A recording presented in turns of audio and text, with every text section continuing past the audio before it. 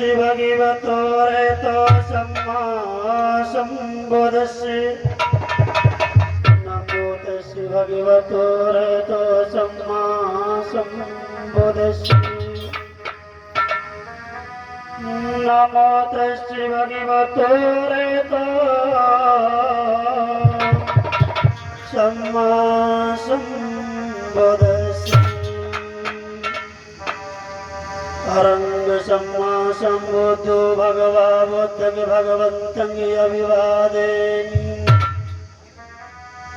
स्वाकातो भगवता धम्मो धम्मं नमस्सामि सुपटिपन्नो भगवतो सावक संगो संघं नमामि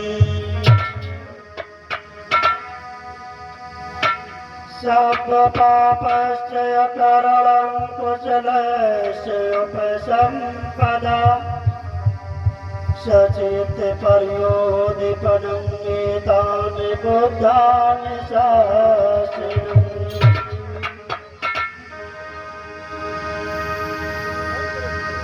गौतम बुद्ध भगवान को कोटि कोटि वंदने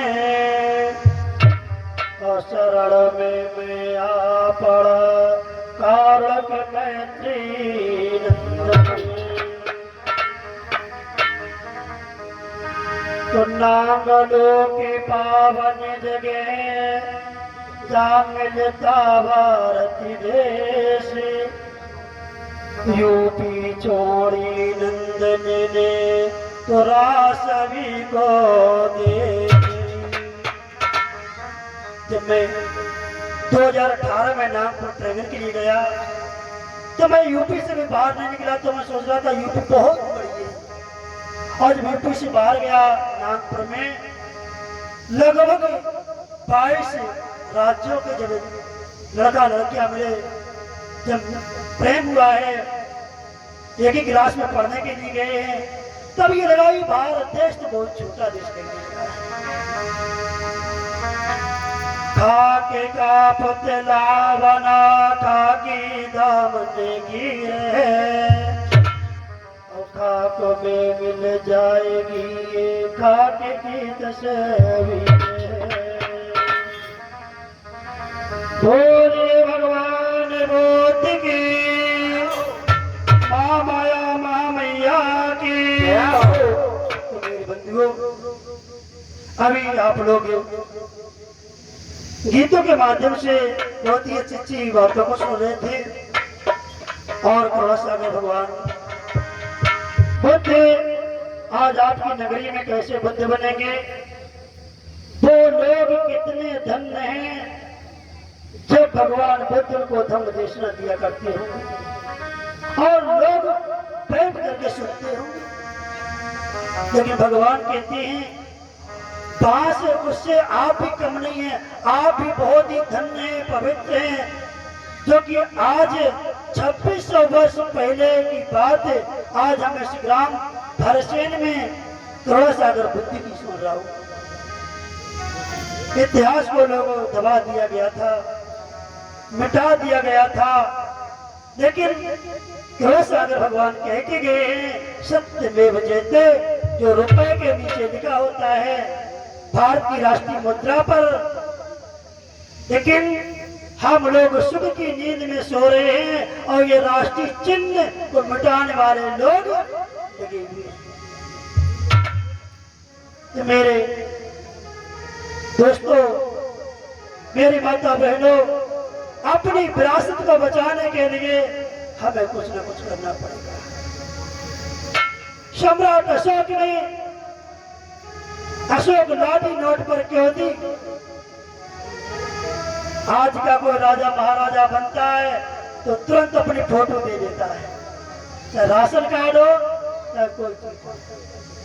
लेकिन ऐसा राजा केवल सम्राट अशोक ही हुआ है जिसने अपनी फोटो न दे करके और हर जगह राष्ट्रीय चिन्ह क्या दिया है मालूम होना चाहिए। जो अशोक लाट है, ये अशोक लाट नोटों से कब हटाने का प्रयास किया गया था। एक समय था, आपको मालूम होगा, पूरे नोट पर बहुत बड़ी अशोक लाट थी। अब कितनी कर दी गई? इतनी कर दी गई। क्यों? यह भी गायब होने वाली थी अगर विदेश के लोग इस पर हावी ना होते तो।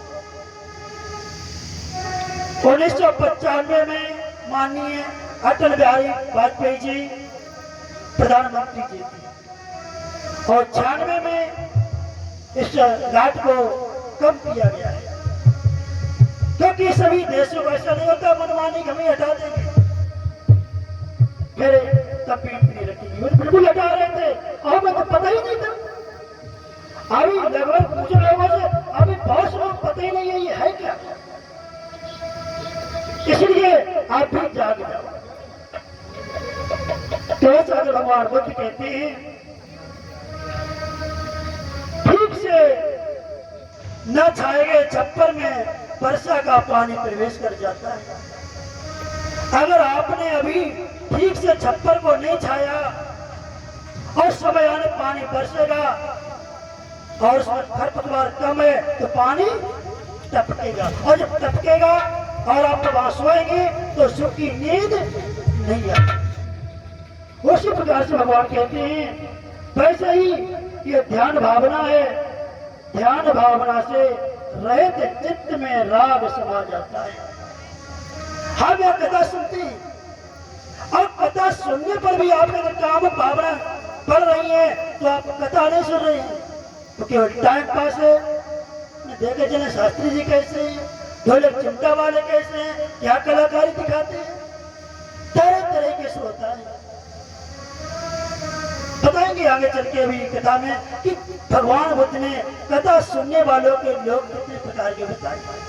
सब लोग कथा सुनने नहीं आते हैं, लेकिन सब लोग कथा सुनने नहीं आते। क्या क्या करने आते वो आगे समय आने में बताएंगे। अगर तुमने ठीक से छप्पर को छाया है, छत सही से पाट ली है, कितना पानी बरसे लेकिन वर्षा का पानी अंदर नहीं जा सकता है। उसी प्रकार से जो मेरी माता बहन है, भाई बंद है, जिनका चित्त राग से विमुक्त हो गया है, इससे दूर हो गया है, वो कहीं पर भी बैठे, जैसे कमल के पुष्प पर पानी नहीं टिकता है, उसी प्रकार से राग दोष से व्यक्ति जो अलग होता है, वो कहीं पर बैठे उसे काम भावनाओं की इच्छा नहीं होती। तो इस प्रकार से मेरी बंधुओं भगवान बुद्ध का बोधन है। और भगवान बुद्ध ने कहा, हे भिक्षुओं, मेरा धम्म जो है वो समुद्र के समान है। समुद्र का पानी आप कहीं टच कीजिए, उसका स्वाद केवल ये नहीं, यह समुद्र का स्वाद अलग है, यहाँ अलग है, यहाँ अलग है, लेकिन समुद्र का पानी कहीं टच कीजिए, उसका एक ही स्वाद है, केवल खारा। उसी प्रकार से करोड़ सागर बुद्धि का धम्म केवल मृत्यु करोड़ पर आधारित है। आप कहीं हो, बुद्ध का धम्म ये सिखाता है, मानव मानव में प्रेम सिखाता है।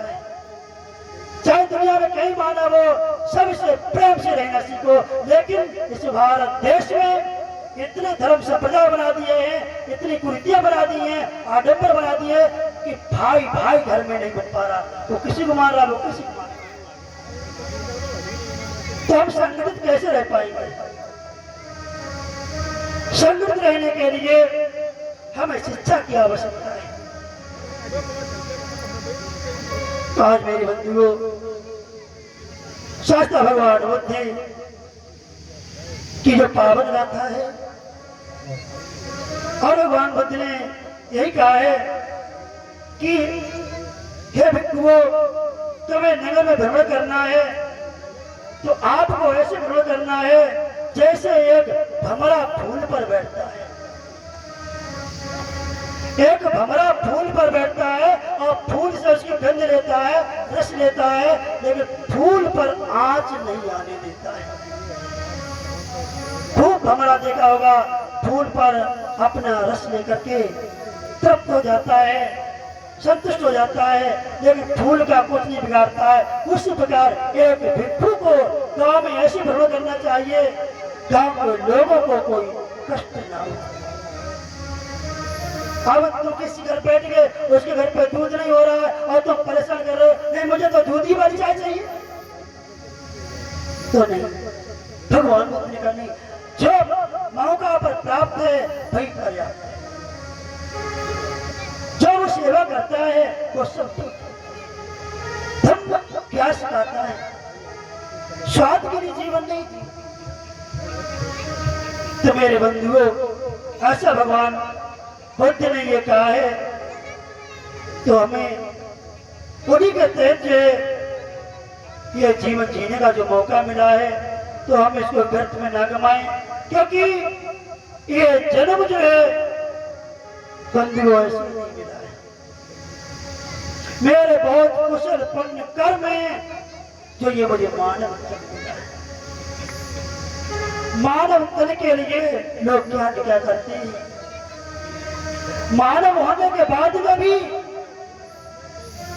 मानव की पूजा नहीं हो पाती है।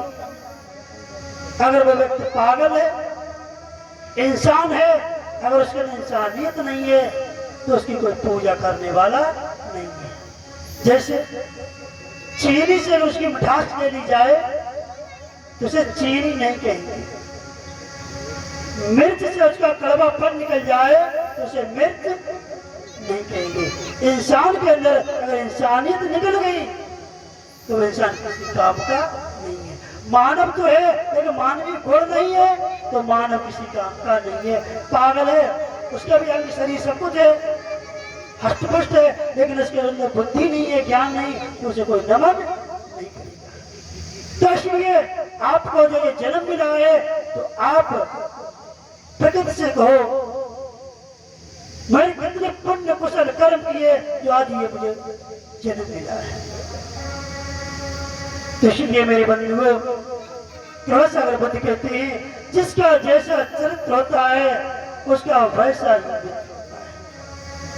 आप जैसे होंगे आपको वैसा ही व्यक्ति मिल जाता है। तो इसलिए हमें अपने स्वभाव को देख करके जीवन जीना है। बोलो भगवान बुद्ध की। तो अब आप लोग भगवान की पावन कथा को सुनेंगे।